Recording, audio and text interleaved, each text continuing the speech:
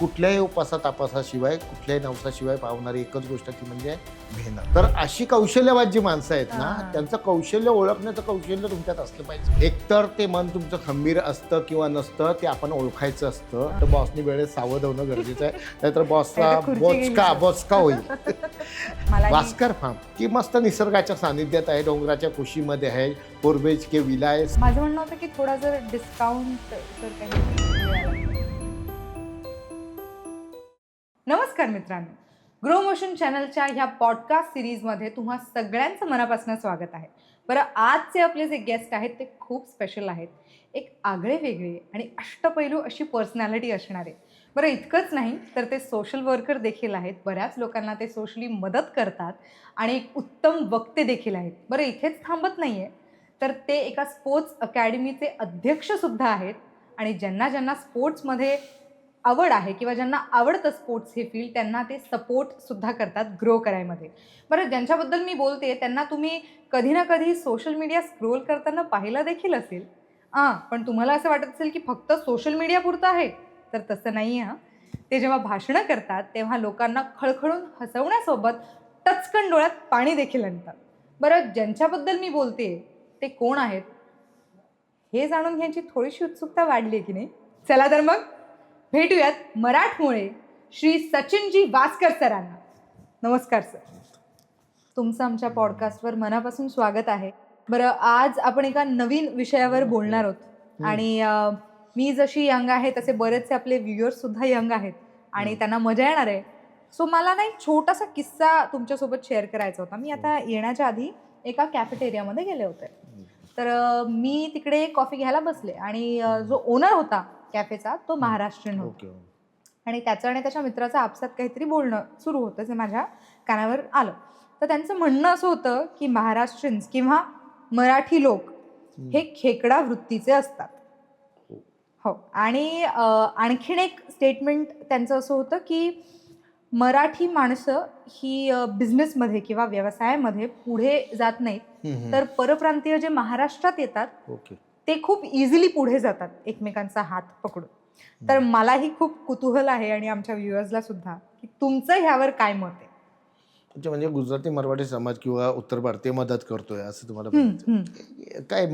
तुम्हाला वाटतं का पण तसं? मला वाटतं काही प्रमाणात हो आणि काही प्रमाणात नाही. पण मला वाटत नाही असं. बरं, मी बघायचो की सोशल मीडियावर बाबा किती मराठी माणसं एकमेकाचे पाय खिशील, काय चाललंय काय तुझं, खेकडावृत्ती बंद कर. पण मला असं वाटत नाही आणि खोलवर जाऊन जर विचार केला तर असं नाहीये. बरं. आणि त्याच्यासाठी मी तुम्हाला एक गोष्ट सांगतो की एक समजायला लागेल. समजा ही गोष्ट समजायची की महाराष्ट्र हा गुजराती मारवाडी आणि उत्तर भारतीय समाजाने भरलेला आहे आणि मराठी माणूस इथे परप्रांतीय म्हणून आलाय. म्हणजे महाराष्ट्र हा गुजराती मारवाडी आणि उत्तर भारतीय समाजाचा आहे आणि मराठी माणूस परप्रांतीय आहे. ठीक आहे, तर म्हणजे काय चित्र आपण बघू की त्यांची युनिटी आहे आणि नाही, कसं आहे माहिती आहे का की गुजराती मारवाडी आणि उत्तर भारतीय जो समाज महाराष्ट्रामध्ये आहे तो एकमेकांचे पाय खेचताना दिसेल आणि मराठी माणूस एकमेकांची मदत करताना दिसेल. आता तुम्ही विचार कराल की हे असं काय, तर हा विषय मेजॉरिटी मायनॉरिटीचा आहे हे कोणाच्या लक्षात नाही आलं. हे आपण समजून घेतलं पाहिजे. आता काय की भारतामध्ये औद्योगिकदृष्ट्या प्रगत राज्य कुठलं आहे तर महाराष्ट्रच, बरोबर. महाराष्ट्र आणि मुंबई देशाची आर्थिक राजधानी तिथेच आहे. मग तुम्ही विचार करा की महाराष्ट्रामध्ये एवढी सुपीक जमीन आहे व्यवसायासाठी, मग मराठी माणूस व्यवसायासाठी परप्रांतामध्ये जाईल का? की परप्रांतातील माणूस इथे येईल तर परप्रांतीयच इथे येतील ना. पण इथे जरी आले तरी ते कमी असतात मराठी माणसाच्या तुलनेमध्ये. म्हणजे ते कोण असतात? मायनॉरिटी. आणि मायनॉरिटीला जेव्हा समान समस्यांना तोंड देण्याची वेळ येते तेव्हा ते एकवटतात आणि ते एकमेकांची मदत करतात. एक्झॅक्टली गुजराती मारवाडी आणि तुम्ही म्हणाले तसं उत्तर भारतीय समाज हा एकमेकांची मदत करतात दिसतो. आणि मराठी माणूस हा महाराष्ट्रात राहतो, भले तो वेगवेगळ्या जिल्ह्यातून परदेशात जातो किंवा इतर राज्यामध्ये जातो, तिथे तो एकमेकांचे पाय खेचताना दिसणारच नाही, कारण तिथे तो एकमेकांची मदत करतो, कारण तिथे तो मायनॉरिटीमध्ये आहे. म्हणजे मराठी माणूस जर खेकडीच वृत्तीचा आहे तर त्यांनी तिथे जाऊन पाय खेचले पाहिजे होते. मग असं होताना दिसत नाही. मग मराठी माणूस खेकड्या वृत्तीचा नाहीये. आपण महाराष्ट्रातलेच लोक आहोत, मराठी माणसंच आहोत की मराठी माणसानेच मराठी माणसाच्या कपाळावर स्टॅम्प मारलाय की तू खेकडा वृत्तीचा आहेस. वा. परराज्यामध्ये आपण जाऊन जर आपण यूपीला जाऊन विचारलं की क्या आपको लगता है की मराठी माणूस एक दूसरे का टांग खींचता है क्या, ते बोलतील की हमको तो नहीं लगता बाबा ऐसा, हमको तो इतना पता है बम्बई में हमको बहुत पीटते हैं जब आंदोलन होता है, दौड़ा दौड़ा कर मारते हैं, एक टांग तोडते हैं, तर हमें नाही. तर ऍक्च्युली महाराष्ट्रामध्येच ते आहे. सो मला वाटतं की म्हणजे मराठी माणूस खेकडी वृत्तीचा नाही आहे. अगदी. आता तुमचं आन्सर ऐकल्यानंतर मी देखील कन्व्हिन्स झाले की हो, खरं तर असं नाहीये.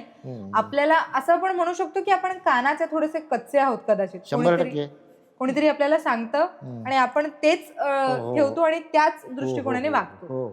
सो हा पॉइंट खरंच खूप छान आहे सर. म्हणजे तुम्ही ज्या पद्धतीने एक्सप्लेन केलात ते मला, मी जर कन्व्हिन्स झाले तर नक्कीच आपले व्ह्युअर्स देखील कन्व्हिन्स होतील. आणि झालेच पाहिजे.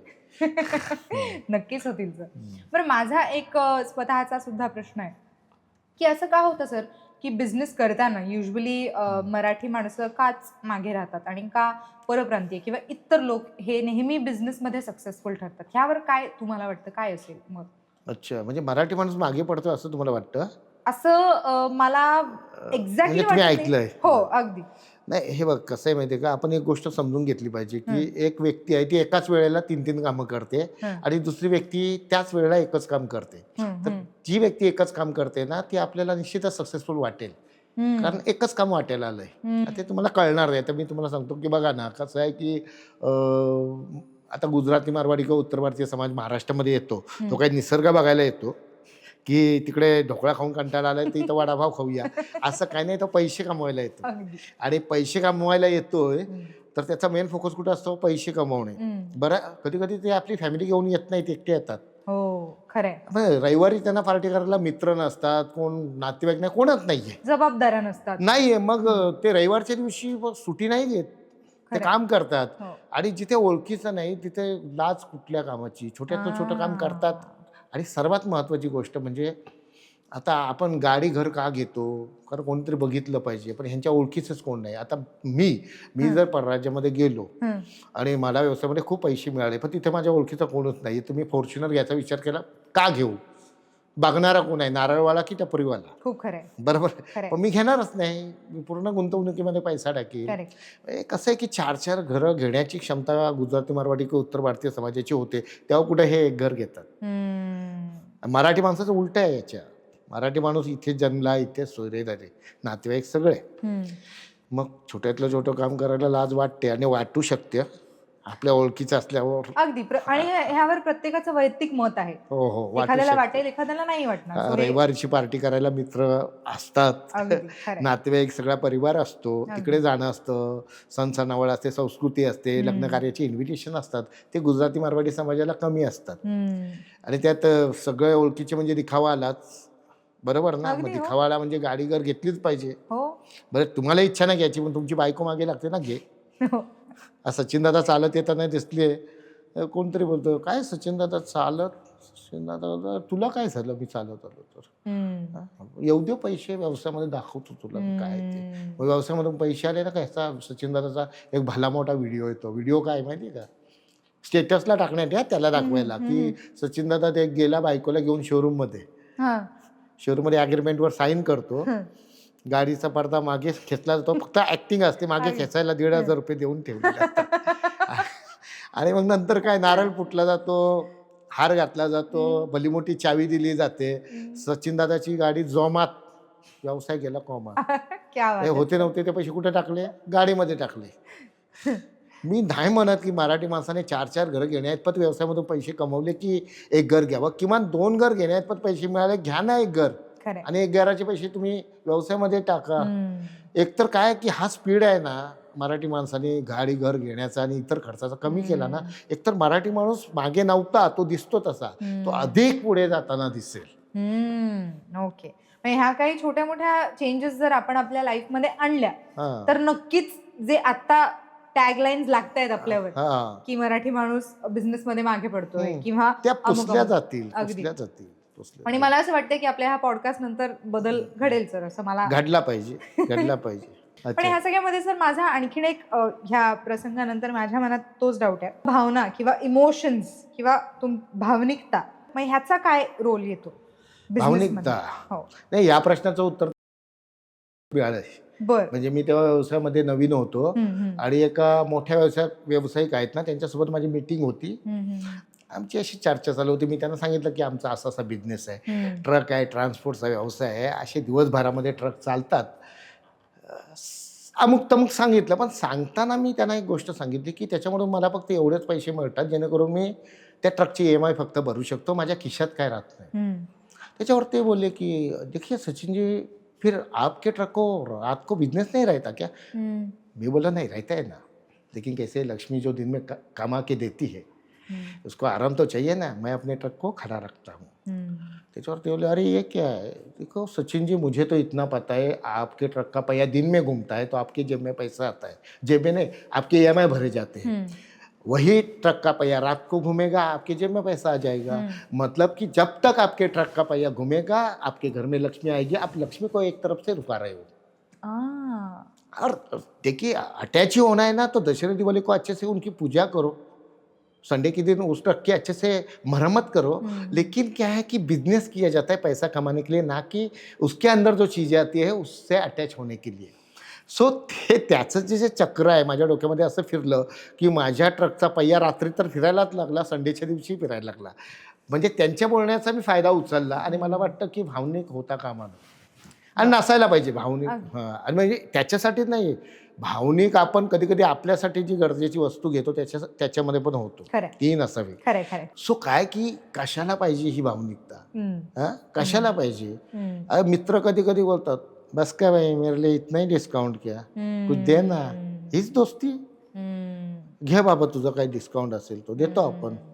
नाही, मला काय वाटतं की बघा, मित्राचा व्यवसाय नवीन असेल तर मित्रांनी डिस्काउंट मागितलाच नाही पाहिजे, उलट त्यांनी मदत केली पाहिजे. खूप खरं, बरोबर आहे ना?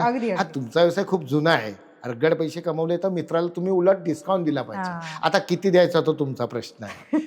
शेवटी काय की डिस्काउंट हा शब्द नवीन व्यावसायिकाला ऐकायलाच नाही आला पाहिजे. मग काय काय एवढं इथंच, पण तो समजतो की काय म्हणजे व्यवसाय करायचा असतो इथून आणि भावना ठेवायची असते इथे.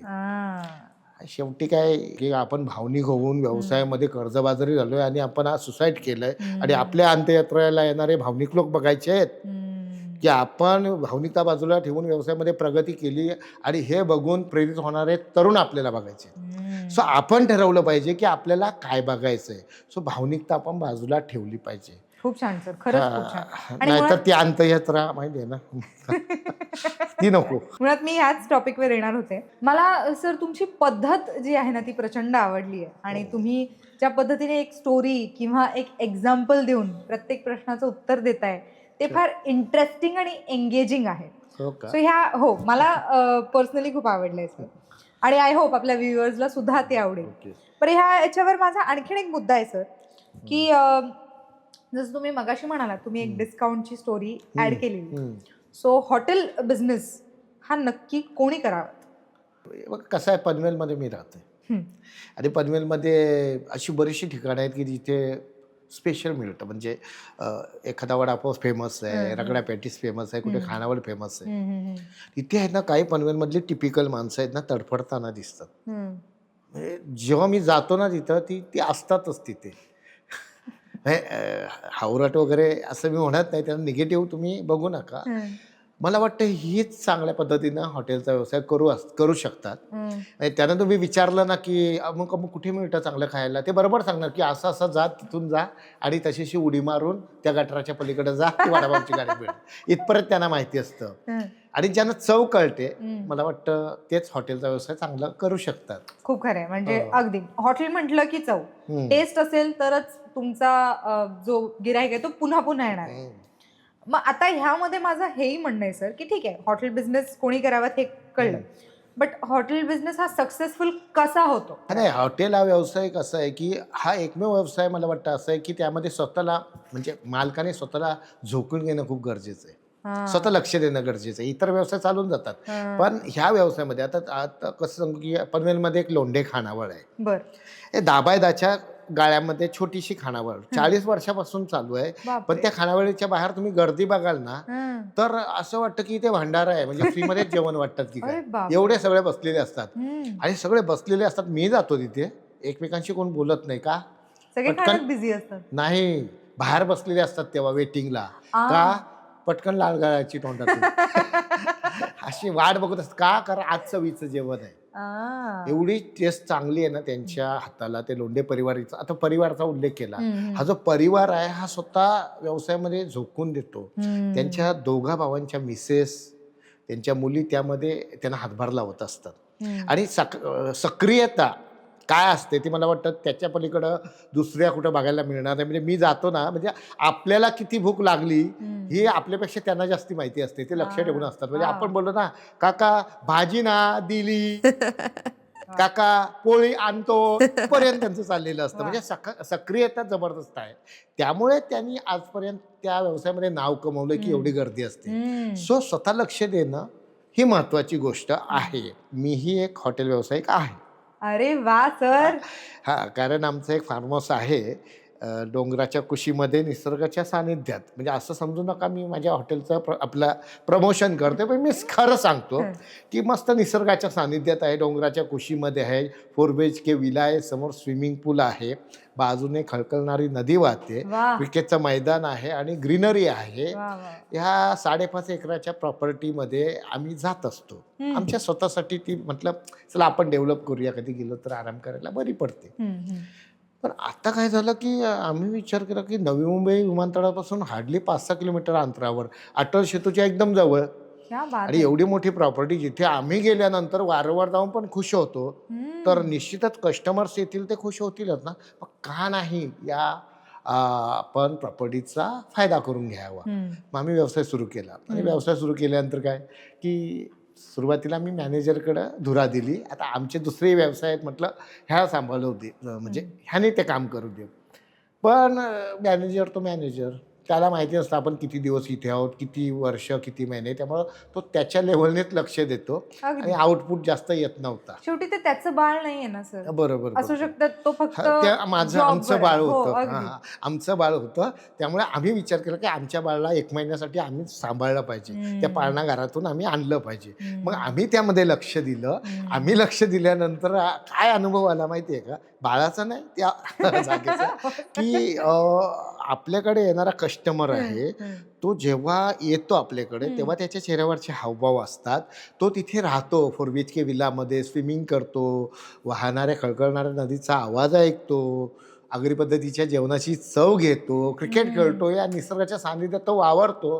आणि जेव्हा दुसऱ्या दिवशी जायला निघतो ना, तेव्हा त्याच्या चेहऱ्यावरचे हावभाव हे फक्त मालकच बघू शकतो, मॅनेजर बघू शकत नाही. खूप खरं आहे. आणि त्यामध्ये काही जर कमतरता असेल ना, तिथल्या तिथे स्ट्रॅटेजी चेंज करून मालकच ते करू शकतो. सो आम्ही ह्या गोष्टी केल्यामुळं आम्ही आमचा धंदा एका महिन्यातच चांगल्या पद्धतीनं पुढे आणला. आणि मग आम्ही मॅनेजरच्या हातात दिला. तरी आमचं त्याच्यामध्ये लक्ष असतं. सो काय की आपण स्वतः लक्ष दिलं पाहिजे, ही गोष्ट तर आहे. आणि सर्वात महत्वाची, मागाशी तुम्ही काय बोलले, चव. बघा आता ढाबे बिबे का चालतात, चव. म्हणजे कोणाला, आचारी. आणि जेव्हा ढाबा चालायला लागतो तेव्हा मालकाने समजायला पाहिजे की आचारी आपल्याला टांग देणार आहे, कारण का त्याला ऑफर्स येत असतात. नाही तर तो बोलतो नाही हमको पगार वाढ चाहिए, तर पगार वाढ एवढी मागतो ना, कधी कधी देताच नाहीये.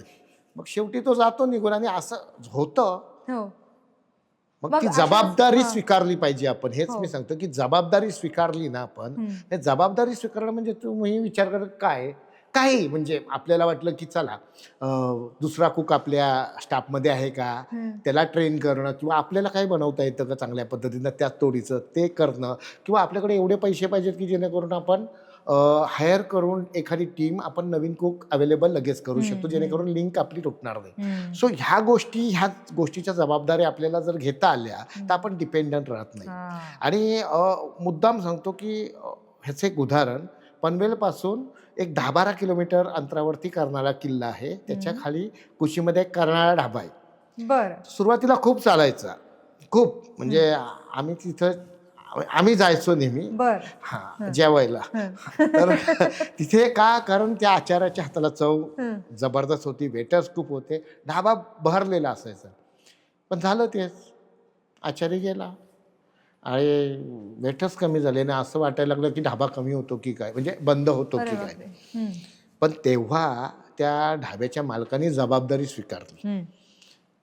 आता जबाबदारी स्वीकारली म्हणजे काय करतात ते मालक, ते मालक स्वतः जेवण बनवतात त्याच चवीचं. काय म्हणताय? स्वतः गल्ला सांभाळतात अरे बाप. आणि स्वतः सर्व करत असताना खांद्यावर रुमाल ठेवून नतमस्तकपणे कस्टमरची विचारपूस करतात की बाबा काय कमी आहे का. सो हे जे बघितलंय स्वच्छता ठेवून, की त्यामुळे आज मी नाही म्हणत की 100% तसाच ढाबा चालतोय जो पूर्वी चालायचा, पण 80% तरी आज तो ढाबा चालवण्यामध्ये ते यशस्वी झालेत. का? जबाबदारी स्वीकारली आणि ते डिपेंडंट नाही आहेत. सो मला वाटतं हॉटेल या व्यवसायामध्ये जबाबदारी स्वीकारणं आणि डिपेंडंट नसणं हे महत्त्वाचं आहे. तर आपण त्या व्यवसायामध्ये टिकून राहू शकतो. खूप खरं आहे सर. आणि मुळात तुम्ही एवढं जेवणाबद्दल बोललात, हळूहळू माझ्या तोंडाला पाणी यायला स्टार्ट नाही, झालंय. मला पण तसं वाटतंय आता. पण आणि मला असं दिसतंय की तुम्हाला आपल्या कमी भूक लागली असेल माझा आकार बघून तुम्ही समजू शकता की बरं मग विषयावर येऊयात. बरं प्रत्येक व्यवसायात किंवा प्रत्येक बिझनेसमध्ये कुठली काळजी एखाद्याने घ्यायला हवी? अच्छा, म्हणजे कशापासून वाचलं पाहिजे अगदी. माझं, बरोबर. हे बघा कसं आहे की साधू संतांनी म्हटलंय काय की निंदकाचं घर असावे शेजारी, म्हणजे कोणाचं नसावं, गोड बोलणाऱ्याचं, गोड बोल्यांचं नाही, गोड बोलणाऱ्याचं, कौतुक करणाऱ्याचं घर नसावं. अजिबातच नाही. काय की हे जे कौतुक आहे ना हे कधी कधी घातक ठरतं. म्हणजे कंपनीमध्ये एखाद्या बॉसचं कलिक कौतुक करत असेल नोकरी सांभाळण्यासाठी तर ते चुकीचं आहे असं मी म्हणत नाहीये, कारण ठीक आहे ते चालतं. पण जर बॉसची कंपनी हडपण्याच्या दृष्टिकोनातून ते कौतुक असेल तर मला वाटतं बॉसनी वेळेत सावध होणं गरजेचं आहे, नाहीतर बॉसचा बोचका होईल. सो काय आहे माहिती आहे का, हे वाटतं छोटं कौतुक, म्हणजे आपल्यापासून इतरांना जेव्हा फायदा असतो ना आजूबाजूच्या लोकांना, तेव्हा ते कौतुक आपल्या बाजूला नाचत असतं.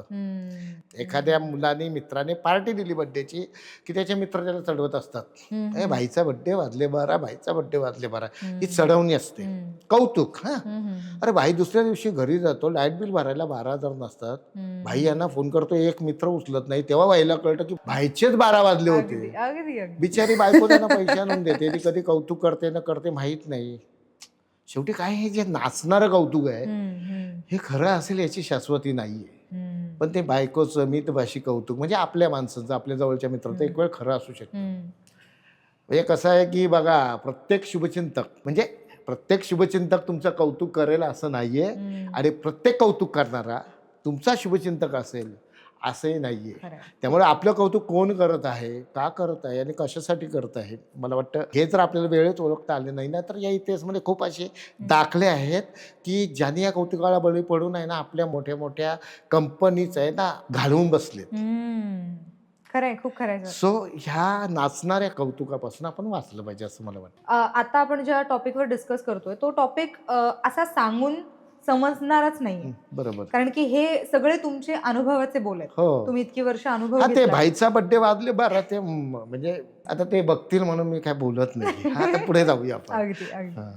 पण मग ह्यामध्ये सर, जसं आपण आता चांगली माणसं किंवा वाईट माणसं किंवा त्यांचे इंटेन्शन्स, तसंच एक खूप मोठा फॅक्टर ह्याच्याच जवळून अगदी जातो, तो आहे यश आणि अपयश.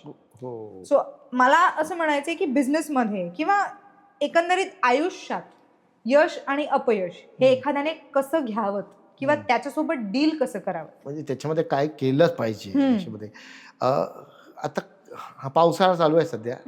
पावसाळ्यामध्ये तुम्ही बघाल तर बरेचसे कवी निसर्गाकडे बघत असतात का कविता करायला. म्हणजे मी काय कवी नाहीये, पण ह्या प्रश्नाचं उत्तर निसर्गाकडूनच जास्त चांगल्या पद्धतीने येऊ शकतं. म्हणजे एखादं झाड आहे, समजा झाड फळांनी बहरलंय म्हणजे ते काय सक्सेसफुल आहे. सक्सेसफुल म्हणजे ते प्रॉफिटेबल आहे, पण तरी ते झुकलेलं असतं. मला वाटतं यशामध्ये आपण असे झुकलेलं असलं पाहिजे. आणि त्या झाडाची मुळं बघा ना जमिनीमध्ये असतात रुतलेली, आपण यशामध्ये नतमस्तक असलं पाहिजे. म्हणजे कुठलंही काम झाल्यानंतर मी केलं याच्यापेक्षा आपण केलं हे म्हटलं तर बेटर होईल, किंवा टीमने केलं हे म्हटलं पाहिजे. नाहीतर मग काय की आपणचा जिथे मी होतो तिथे अहंकार बळावतो आणि मग प्रॉब्लेम होतो. सो काय की यश म्हणजे काय, आता महेंद्रसिंग धोनी बघा ना, क्रिकेटचं उदाहरण आहे ते, की मॅच जिंकल्यानंतर ते दिसतही नाही, त्या खेळाडूंच्या मागे कुठे उभे असतात, पण मॅच हारल्यानंतर सगळ्यांच्या पुढे ते येऊन उत्तरं देत असतात. मला वाटतं लिडरशिप ह्यालाच म्हणतात आणि यश ह्याला म्हणतात. रतनजी टाटा एवढ्या मोठ्या साम्राज्याचे मालक असून कधी ॲडमध्ये त्यांचं नाव येऊ दिलं नाही. मला वाटतं यश काय आहे हे याच्या पलीकडे मी सांगूच शकत नाही. सो यशामध्ये माणसाने असं असलं पाहिजे. खूप खरं आहे सर. आणि अपयश तुम्ही बोलले अपयश. बघा अपयशाचं कसं आहे की कोणी विचारलं अपयशामधून बाहेर पडायचं असेल तर काय नाही, खचून गेलं नाही पाहिजे, मन तुम्ही खंबीर बनवलं पाहिजे किंवा मनाला स्ट्रॉंग बनवलं पाहिजे, हेच सांगणारे दिसतात. बरोबर आहे. अपयशामधून खचून नाही गेलो तर आपण टिकून राहतो असे कित्येक मोटिवेशनल स्पीकरही म्हणतात. पण मला एक प्रश्न पडतो, हे मन खंबीर लगेच बनवायचं कसं? आपण एखादा व्यवसाय करताना सक्सेसफुल होतो, पण जेव्हा सक्सेसफुल होतो तेव्हा कधी ना कधी आपल्याला अपयश येतच असतं. आणि जसे जीवनामध्ये सगळे दिवस सारखे नसतात तसेच व्यवसायामध्ये असतात. सो अपयश येणारच आहे. मग अपयश येणार आहे तर तेव्हा आपण त्याच्यातनं बाहेर कसं पडायचं हे तेव्हा आपण शिकायचं का? बरोबर आहे ना. मला वाटतं एकतर ते मन तुमचं खंबीर असतं किंवा नसतं ते आपण ओळखायचं असतं, आणि ते ओळखलं तर आपण ठरवायचं असतं मी बिझनेसमॅन होऊ की नको. मला वाटतं हे त्याच्यावरचा जालिम उपाय आहे. कारण कसं असतं, बरेचसे बघा ना, म्हणजे कितीतरी गोष्टी अशा आहेत की नाही म्हणजे तुम्हाला वाटेल की पण ओळखायचं कसं, म्हणजे कसं काय ओळखणार की आपण कॅपेबल आहोत की नाही आहोत? काय तोंडामध्ये काय थर्मामीटर टाकून चेक करायचं का की हा बाबा तू बरोबर आहेस, व्यवसाय करू शकतो, हा नाही करू शकतो? माझं म्हणणं ते नाही आहे. असे 4 जण असेच मित्र बसले, 50-50 लाख प्रत्येकाकडे आहेत. 4ही जण बोलतात की आपण बिझनेस चालू करायचा पार्टनरशिपमध्ये. सगळे हो हो, हा नक्की नक्की ना, कधीपासून. ते एक जण बोलतो नाही आत्ता 30-30 लाख ठेवा, आत्तापासून चालू करू. तिघे बोलतात नाही आणतो ना लगेच. एक जण बोलतो आत्ताच पाहिजे का? नाही मग काय तू आहेस ना? नाही मी आहे, पण एक फोन करावा लागेल. तो फोन बायकोला फोन केला का, नाही तुम्ही करा, तुम्ही चांगलं तिघेजण चांगला व्यवसाय पुढे घेऊन जाल. हे जे बोललं ना की समजायचा फट्टू आहे, यांनी व्यवसाय करू नये, यांनी मुकाट्यानं बायकोसाठी नोकरी करावी. म्हणजे जर तुम्ही स्वतः तुमचं डिसिजन नाही घेऊ शकत तर मग बिझनेस करताना. आणि डिसिजन म्हणजे काय की तुम्हाला अपयशामधून बाहेर खचून राहून त्याच्यातून बाहेर येण्यापेक्षा तुम्ही अगोदर ओळखणं आहे की मी व्यवसाय करण्यासाठी सक्षम आहे की नाही. मला वाटतं हे अपयशामधून बाहेर येण्याचा उत्तम मूळमंत्र आहे. क्या बात है सर, क्या बात है. म्हणजे ते नको की अपयश आल्यानंतर एखादा माणूस अपयश झाल्यानंतर कर्जबाजारी होतो तेव्हा काय होतं माहितीये का, 10 मोटिवेशनल स्पीकर घेऊन तुम्ही जा ना त्याला सांगायला की तू खचून जाऊ नको, तू याच्यातून बाहेर निघ. तो नाही ऐकत. तो पद्धतशीरपणे आपली सोय करून पॉइजन बिजन घेऊन जातो तो. कारण काय आहे की काही उपयोग नसतो. त्याला आधी कळायला पाहिजे होतं की आपण आहोत का सक्षम. बरोबर आहे ना. आता हे नकारात्मक धरू नका. कोणी म्हणेल की असं काय, मग काय बिझनेस केलाच नाही पाहिजे. अहो पण पहिली गोष्ट तुम्ही जिवंत असणं हे मोठं सक्सेस आहे. खूप खरं आहे. हो हो हो. तुम्ही जिवंत नसाल तर तुमची फॅमिली काय फेस करणार आहे, ते नुकसान किती मोठं होणार आहे. सो काय आहे की तुम्ही जिवंत राहाल तेव्हा तुम्ही व्यवसाय करा. तर जिवंत राहण्याचा मी मार्ग दाखवतोय, चुकीचं काय सांगतो? नाही बरोबर आहे ना. इनफॅक्ट मी तर म्हणेन हे फक्तच आपल्या व्ह्युअर्सने हे बिझनेसच्या पॉइंट ऑफ व्ह्यू न घेता हे लाईफच्या पॉइंट ऑफ व्ह्यू सुद्धा घेतलं पाहिजे की एखाद्याला आधीच हे कळायला हवं की मी जर आता त्या विहिरीत उडी मारतोय तर मग आयदर मी मरणार आहे किंवा मी पोहून जिवंत राहणार. तुमच्यात पोहण्याची कॅपॅसिटी असेल तर मारा उडी. ह्याला म्हणतात सकारात्मकता. सकारात्मकता ही नाही मला पोहता नाही पण मी हातपाय हलवेल. अरे कसला जाशील तू आतमध्ये. खरंय आणि एकही मित्र थांबणार नाही, पळतील. सो खूप खरंय सर. आणि जर असा डाऊट असेल मनात तर मग काच उडी मारायची पाहिजे. खरंय. आणि मला तरी वाटतं सर की प्रत्येक माणसासाठी काही ना काही बनलंच असतं. सो गरजेचं नाहीये की एका व्यवसायामधून किंवा एखाद्या गोष्टीमध्ये तुम्हाला सक्सेस नाहीच मिळालं तर आयुष्यात कधीच मिळणार नाही असं कधीच नसतं. एक मार्ग बंद झाला तर अनेक. अगदी. पण जिवंत असणं महत्वाचं आहे. हो सर. खरंय. तसंच मला वाटतं की प्रत्येक गोष्ट करण्याच्या आधी पहिला जो पाऊल किंवा पहिली पायरी ही असते मेहनत ही कुठल्याही गोष्टीवर करावी लागते असं मला वाटतं. सो ह्यावर तुमचं काय म्हणणं आहे? मेहनत आणि बिझनेस हे कसे जातात सोबत? नाही, मेहनतीशिवाय पर्याय नाहीच. मी त्या दिवशी गाडीमध्ये चाललो होतो समोर रिक्षावर काय लिहिलं होतं, काय लिहिलं असेल तुमचं म्हणणं, काय रिक्षावर? बरंच काही लिहिलं. आशीर्वाद. अरे जा बाबा तुला घाई आहे, माझी घरी आई आहे, हे काय काय लिहिलेलं असतं. पण तिथे ते नव्हतं लिहिलं. तिथे लिहिलं होतं की कुठल्याही उपासा तापासाशिवाय, कुठल्याही नवसाशिवाय पावणारी एकच गोष्ट ती म्हणजे मेहनत. आता ती रिक्षा मी बघितली, रिक्षा बघितल्या ना, तुम्हाला वाटेल सगळीच उदाहरणं सरना कशी आठवतात, तर मी रिक्षाला बाजूला करू शकत नाही. मला दिसलं ते सांगतो. रिक्षा बघितली, पण ती रिक्षा कोण चालवत आहे हे मला दिसत नव्हतं. पण मी जेव्हा रिक्षा बघितली तेव्हा मी विचार केला की आज भले ही व्यक्ती रिक्षा चालवत आहे, पण भविष्यामध्ये ही खूप मोठा ट्रान्सपोर्टचा व्यवसाय उभारू शकते. कारण कसं आहे की ते त्यांनी लिहून घेतलंय किंवा स्वतः लिहिलं, ही जी कल्पना आहे ना, ही कल्पना माणसामध्ये असणं माणसाला खूप पुढे घेऊन जाऊ शकते. म्हणजे आपल्याला काय असतं की आपण बघा ना, ऑफिसमध्ये एक बॉस असतो, AC मध्ये बसलेला असतो, बरोबर आहे, आणि त्याच्या हाताखालचे 100-200 कामगार असतात. त्यांची अंगमेहनत आपल्याला दिसते का ते असे असतात, आपण त्यालाच मेहनत म्हणतो. माझं म्हणणं असं आहे की त्या AC मध्ये जो बॉस बसलाय ना, त्याची कल्पना, त्याची बुद्धी, ही जी बौद्धिक मेहनत असते. आता आपल्याला कुठं माहिती आहे की तो रात्रभर जागतो, विचार करतो, किती सिगारेटची पॉकेट अशी संपवतो, बरोबर आहे, की तेव्हा त्याला त्या कल्पना सुचतात आणि त्याच्यानंतर तो कंपनी एवढी पुढे घेऊन जाऊन ह्या 200 कामगारांचं पोट भरतोय. सो ही जी बौद्धिक मेहनत आहे ना, ही खूप महत्त्वाची असते व्यवसायामध्ये, आणि त्यासोबत ही अंगमेहनत तर लागते. ह्या दोन्ही मेहनती आहेत ना, मला वाटतं व्यवसायामध्ये खूप इम्पॉर्टंट असतात. आणि जी सक्सेसफुल माणसं आहेत त्यांची काही धोरणं असतात. काय असतात की ते काय करतात माहिती का, सकाळी 7 वाजता ऑफिस असू दे किंवा साईट असू दे, ते टच असतात.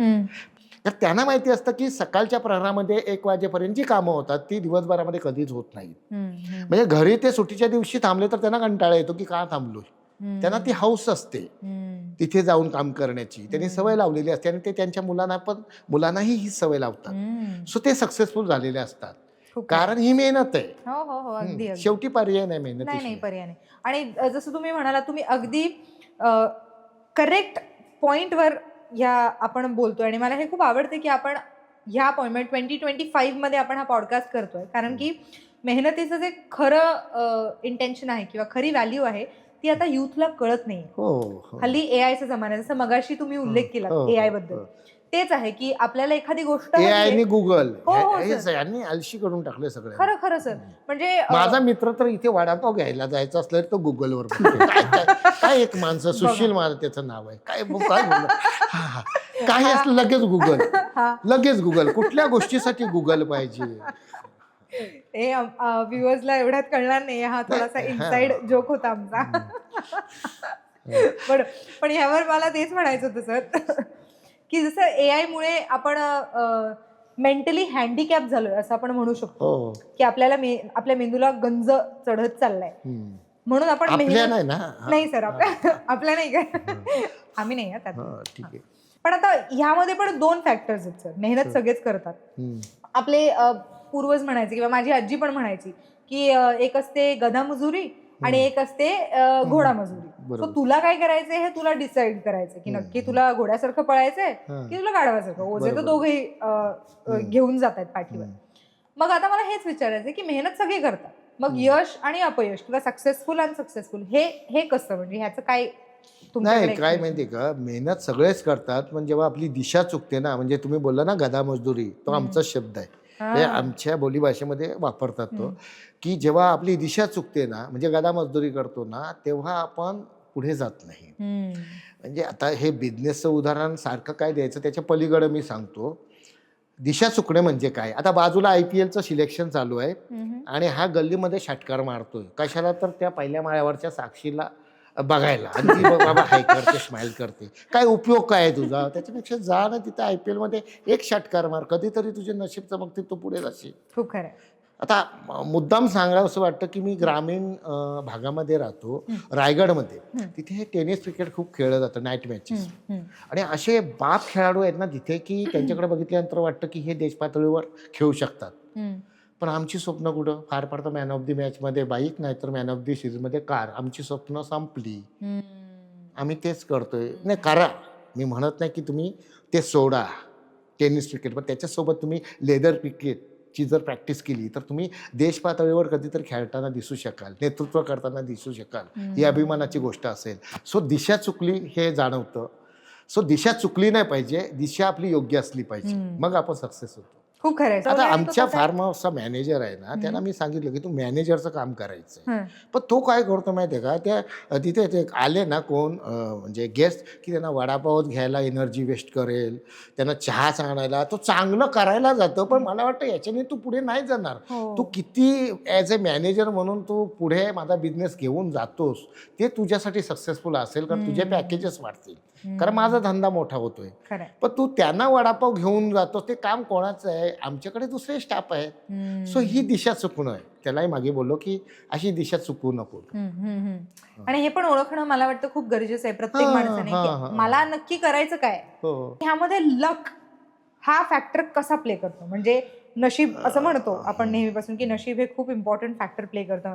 मी पण बऱ्याच जणांकडून ऐकले की बिझनेस म्हणजे नशीब आणि बिझनेस असे दोघं अगदी सोबत चालतात, की ज्याचं नशीब चांगलं तोच बिझनेसमॅन होतो, किंवा तोच खूप पैशावाला होतो, किंवा तोच सक्सेसफुल होतो. सो तुमचं मला हे चांगलं वाटलं की तुम्ही असा विचार करताय की नशीब ही बघितलं पाहिजे. नाहीतर बरेचसे असं आहेत की आपल्या हातामध्ये ताकद असेल ना, आपण जग घडवू शकतो. असं नाहीये सर. नशीब बिशीब काही नाही, कुछ नाही नशीब बिशीब, कुछ नाही. पण अरे बाबा, मला असं वाटतं की एका लेवलपर्यंत तुझं म्हणणं खरं आहे की तुझ्या आता मनगटात ताकद आहे तर तू पुढे जाऊ शकतो, पण नशीब हा फॅक्टर काम करू शकतो. म्हणजे बघा ना, आता तुम्ही आता आणि मी आहे, आपल्याला दोघांना ट्रेन पकडायची आहे, आणि ट्रेन पकडायची आहे, ट्रेन येणार आहे 3 मिनिटामध्ये स्टेशनला, बरोबर. आता मी विचार करतो की तिथे जायलाच 5-7 मिनिटं लागणार आहेत, आणि त्यात माझं हे शरीर नाही, आपल्याने नाही होणार आहे बाबा, आपल्या नशिबात नव्हती ट्रेन, सोडून देतो. पण तुम्ही नाही, तुम्ही विचार करता की मी ट्राय करतो, तुम्ही पळत जाता, आणि योगायोगाने काय होते त्या दिवशी 5-7 मिनिटं ट्रेन उशिरा आलेली असते आणि तुम्हाला ती मिळून जाते, तुम्ही निघून जाता. सो काय की 5-7 मिनिटे ट्रेन उशिरा येणं हे तुम्हाला माहिती होतं का नव्हतं, मला माहिती होतं का नव्हतं. हे जे माहिती नसतं, हे जे दिसत नसतं ना, ते नशीब असतं. दिसते ती काय असते? मेहनत, ती आपल्याला करावी लागते. आता तुम्ही ती केली म्हणून तुम्हाला ते यश मिळालं, पुढे जाणं. मी राहिलो, कधी कधी असं असतं की नशीब आपली वाट बघत असतं समोर, ते वाटच बघत असते की बाबा ये, तुला उचलून येतो मी, पण आपण पुढे जातच नाही आणि बोलतो की नाही माझ्या नशिबात नव्हतं. सो असं नाही. पण काय की सर्वात महत्त्वाचं काय की मेहनत असेल तर नशीब तुम्हाला साथ देतं. मेहनत फॅक्टर फर्स्ट, नंतर नशीब. खूप खूप खरं, म्हणजे नशिबापेक्षा महत्वाची आहे ती मेहनत. हे आणि मला खूप आवडते की आपण ज्या मुद्द्यांवर बोलतोय ते मुद्दे कुठेतरी आताच्या युथला सुद्धा रिलेट होत आहेत आणि त्यांना देखील कळणार आहे. नाही, ट्रेंडचा तर मी म्हणतो की बरेच जण फेस करत असतील. काही जे शरीराने वाढलेले आहेत ना, ते माझ्यासारखे नाही, माझ्या नशिबात नव्हती, आणि सोडून देतात. अरे कर ना मेहनत, शरीर तरी बारीक कर, नाहीतर पळायची प्रॅक्टिस कर. प्रयत्न करणं मला वाटतं गरजेचं आहे. प्रयत्न तरी करा, कदाचित तुम्हाला यश मिळेल. मग ह्यावर तुम्हाला काय म्हणायचं, म्हणजे ही जी नॉन सॅटिस्फाईड किंवा अनसॅटिस्फाईड समाधान नाहीये, तर ह्यावर तुमचं काय म्हणणं? नाही, बघा ना कसं असतं की बरीच जण पैसा करतात, मेहनत करतात, नाव कमावतात, खूप सक्सेस मिळतं त्यांना. पण कधीतरी बसले ना 4 चौघात, यार मी माझ्यासाठी जगलोच नाही रे, जगलोच नाही, ही तोंड कुठली समजा तुम्ही, नाही मी फॅमिलीलाही वेळ दिला नाही. सो तेव्हा त्यांचं रडगाणं बाहेर येतं. का? कारण का त्यांना समाधान मिळालेच नसतं. ही माणसं समाधानी नाही आहेत. हां, मी म्हणू शकतो एखादा माणूस रिटायर होताना तो विचार करतो, आता मी आध्यात्मिक मार्गाला जाणार आहे, मी फॅमिलीसोबत राहणार आहे, मी बाबा आता समाधानी आहे आणि ह्याच्या पुढचं आयुष्य समाधान जगणार आहे. ते समाधान असू शकतं. पण बघा ना, आपण कधी कधी असं बघतो की काही माणसं रात्रंदिवस पैसा मेहनत, सक्सेस मिळालं तरी अजून सक्सेस पाहिजे ह्याच्या मागे पळत असतात. आपण त्यांना म्हणतो, अरे आता मरशील, 80 वर्षाचा झालास, पैसा कुठे घेऊन जाणार आहेस तू? आया है खाली हात, जाएगा खाली हात. बरोबर आहे ना? कशाला पाहिजे तुला? काय मरशील? आपण जेव्हा हे विचारत असतो तेव्हा आपण हा विचार करतो का की कधीतरी हा प्रश्न त्यांना विचारावा? मला असं वाटतं त्यांना जर प्रश्न आपण विचारला तर बरीचशी उत्तरं अशी येतील, काय की तुला काय वाटतं, आम्ही रात्रंदिवस मेहनत करतो, पैसा करतो, नाम कमवतो, आता आम्ही मारणार आहोत तरी आम्ही शेवटच्या श्वासापर्यंत हेच करतो, ह्यामध्ये आम्ही काय खुश नाही आहेत? आम्हाला त्यामध्ये मज्जा, आनंद, समाधान मिळतं. मग तुम्हीच सांगा, जर त्यामध्ये त्यांना मज्जा, आनंदाने समाधान मिळत असेल तर शेवटच्या श्वासापर्यंत का नाही घेऊ शकत? उलट ते त्या मार्गावर आहे, ते इतर जणांची पोटं भरू शकतात, त्यांच्या हाताखाली कामगार आहेत त्यांना रोजगार देऊ शकतात, कारण ते मोठे झाले. राजकारणी असतील, समाजसेवक असतील तर कित्येक जणांचं भलं करू शकतात. म्हणजे मला तरी वाटतं बिझनेसमॅन माणसाने असं असायला पाहिजे, ह्या पद्धतीचं समाधान त्यांचं असलं पाहिजे, जेणेकरून काय शेवटच्या श्वासापर्यंत काम करत राहणं आणि त्याच्यामध्येच मज्जा आनंदाने समाधान मिळवणं. त्यांना जर आपण विचारलं ना की नाही तुम्हाला घरी सुट्टी घ्यावीशी वाटत नाही, नाही ते बोलतात आम्हाला त्याच्यात दुःख वाटतं, आम्हाला कंटाळा येतो, आमची खुशी कधी, आपली खुशी कधी, फिरायला गेलो, पिकनिकला पार्टी केली आपली खुशी, त्यांची खुशी कधी मोठा कॉन्ट्रॅक्ट मिळाला आहे अमुक करोडचा, हातावर खुशगडी. सो हे असतं, पण हे फायद्याचं आहे. तेव्हा माणूस तृप्त होतो असं आपण म्हणू हो शकतो. हो. बरं सर, मला मगासपासून माझा फोन व्हायब्रेट होतोय. अच्छा अच्छा. आता आपण उरकायला पाहिजे का पॉडकास्ट, कारण भूकी लागली. हो कोणीतरी चांगलं जेवण बनवलं, जेवण आलं असेल किंवा काहीतरी येतोय मध्ये मध्ये आपलं वास येतोय. माझे काही फ्रेंड्स आहेत सर, आणि आम्ही प्लॅन करत होतो की आम्हाला जायचंय एका छोट्याशा गेट टुगेदर साठी. अच्छा. तर मी मगासपासून सांगते की हो आपण ठरवूया, डेस्टिनेशन अजून आमचं ठरलं नाही. तर आता तुम्ही मगाशी जसा उल्लेख केला सर की आपले स्वतःचं फार्म हाऊस आहे, आणि तुम्ही ज्या पद्धतीने त्या फार्म हाऊसचा उल्लेख केलात ते मला प्रचंड आवडलेलं आहे, आणि आम्हाला खूप आवडेल आपल्या फार्म हाऊसवर जर आम्ही व्हिजिट केलं. तुम्हाला चालणार आहे का सर, म्हणजे आम्ही व्हिजिट केलं तर? हा, निसर्गाच्या सानिध्यात अगदी आगरी पद्धतीच्या जेवणाची चव घ्यायला. त्याचमुळे सर हे बघा आताही माझ्या तोंडाला पाणी सुटलंय की आगरी पद्धतीने बनलेलं चविष्ट आणि फ्रेश जेवण प्लस एवढं निसर्गाच्या सानिध्यात आम्हाला एन्जॉय करायला मिळेल. तर आणखीन एक छोटीशी हेल्प जर झाली तर खूप बरी होईल सर, म्हणजे थोडासा बुकिंग करणार आहात ना तुम्ही, मॅनेजरला फोन करा. हो सर, आम्ही कॉल तर करणार आणि बुकिंग पण आम्ही करतो, पण एक म्हणजे असंच जस्ट आपण एवढ्या वेळ बोललो, एक छान बॉन्ड आपला तयार झाला. त्यामुळे माझं म्हणणं होतं की थोडा जर डिस्काउंट सर काही मिळाला तर. नाही सर, मी डिस्काउंट बद्दल म्हणत होते. काय तुम्ही बोलताय ते ऐकायला ते सर आपण कट केलेलं आहे, आपण पर्सनली लेवलवर बोलूयात हवं तर, की आम्ही यायचा प्लॅन करतोय. नाही पण मला माझा बिझनेस नवीन आहे, मला ऐकायला नाही येत. चला जेवणाचं झालंय का आपलं, आपण निघायला पाहिजे ना. हो सर चालेल, पण मी एकदा मॅनेजरला नक्की फोन करते. हा ना, मॅनेजरला फोन करा. पॅकेज आमचे चांगले आहेत, असं तुम्हाला त्या पद्धतीचं जेवण वगैरे मिळेल. खडूस आहे थोडा, तो कॉम्प्रोमाइज नाही करत. बरं बघा तुम्ही, म्हणजे पण तुमचे पैसे वसूल होतील तिथे. नक्की नक्की सर, आणि आमच्या व्यवसायालाही हातभार लागेल, कारण मी नवीन व्यावसायिक आहे. त्यामुळे मला ऐकायला नाही, समजून घ्यावं. काय आता परीक्षा नका घेऊ, एकतर आपण कॅमेऱ्याच्या समोर आहोत. जोक्स अपार्ट, पण हो सर जसे म्हणाले आपण त्या गोष्टी पाळायच्या आहेत की आपण डिस्काउंट मागण्यापेक्षा स्टार्टअप्सला हेल्प करणं ही आपली खूप मोठी जबाबदारी. आणि मला 100% गॅरंटी आहे की तुमच्यासारखी माणसं आम्हाला हेल्प करतील. नक्की नक्की सर, आम्हालाही आवडेल आणि आम्ही नक्की व्हिजिट, मी तर नक्कीच व्हिजिट करणार आहे. आणि आमचा क्रू सुद्धा खूप एक्सायटेड आहे. आम्ही सगळ्यांनी ऐकलंय त्या जेवणाची टेस्ट घ्यायला आणि तुमची प्रॉपर्टी व्हिजिट करायला आम्ही नक्की येऊ. खूप मजा आली सर मला. वास्कर फार्म हे सांगायला विसरलो. येस, वास्कर फार्म्सला आपण सगळ्यांनी व्हिजिट करायचं आहे. आणि सरांनी खूप सारे डिटेल्स या पॉडकास्टवर दिलेले आहेत, सो प्लीज नक्की पूर्ण पॉडकास्ट बघा. आणि थँक्यू सो मच सर, खूप मजा आली. मलाही खूप साऱ्या गोष्टी शिकता आल्या, आपल्या व्ह्युअर्सलाही शिकता आल्या. हा व्हिडिओ आपल्याला कसा वाटला ते आम्हाला कमेंट बॉक्समध्ये कळवा आणि आपल्या मित्रांबरोबर शेअर करायला विसरू नका.